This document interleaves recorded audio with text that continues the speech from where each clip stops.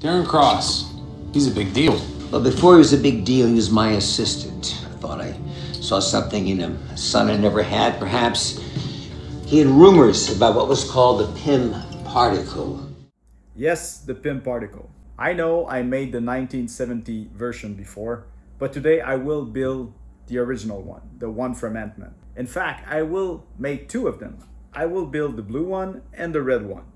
And the blue one I will give to one of you. So, if you want it, make sure to like and subscribe, but most of all, leave a comment on this video to let me know. I'll pick the winner in a month. But for now, let's build it.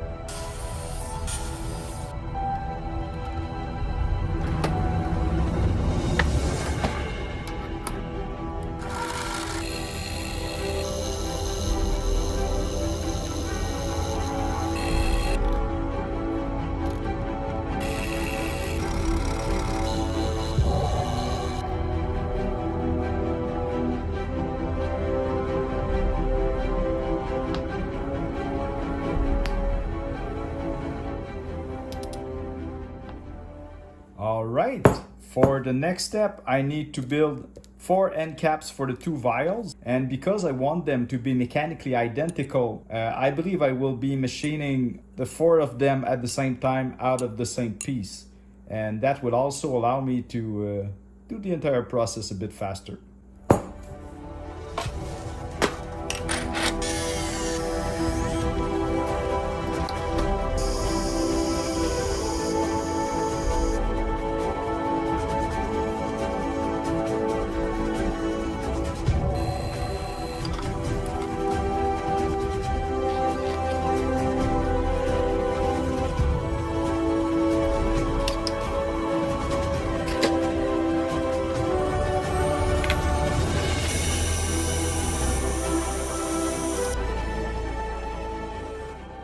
So I messed it up and I went too deep on one of the groove, meaning I basically have to start over.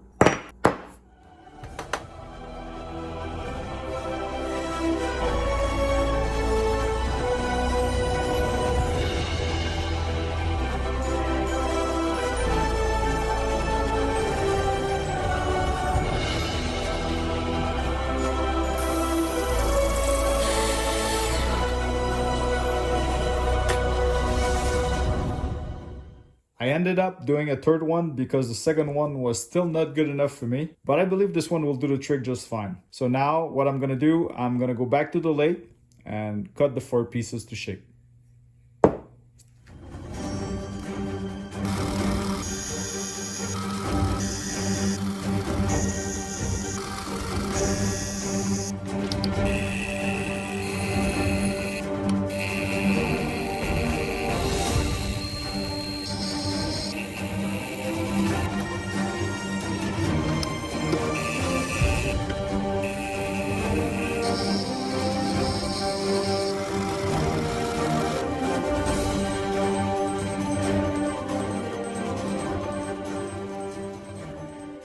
Alright, I'm quite happy with the result. This is pretty much everything I had in mind. This is what I designed. It matched pretty well my blueprint.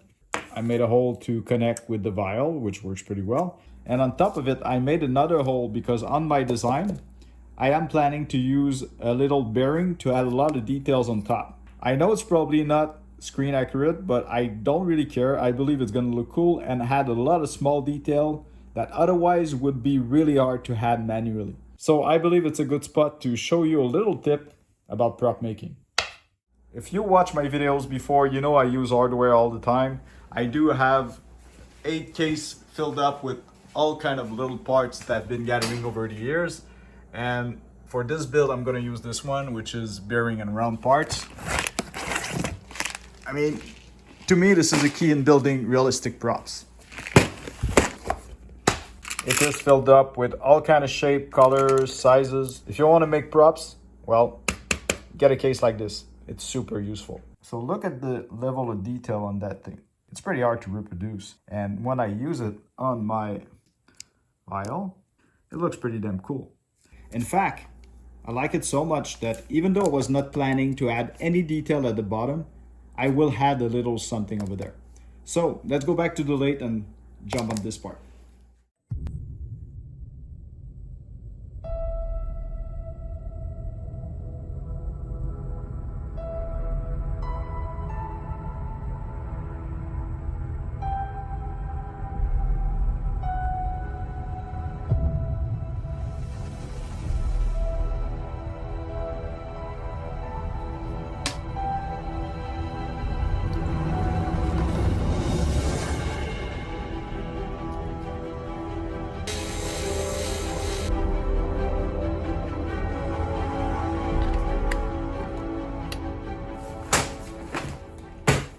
Let's give it a try.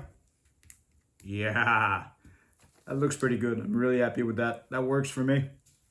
So what I'm gonna do now, I will do the other vial. You don't need to see that. It will be the exact same process as I did for the first one. So when I'll be back, we will take care of the liquid inside the tubing. Oh, and by the way, I believe this is a super good habit to try to use a magnetic tray like this one. It's super useful, super cheap, and most of all, well, you won't lose your stuff anymore.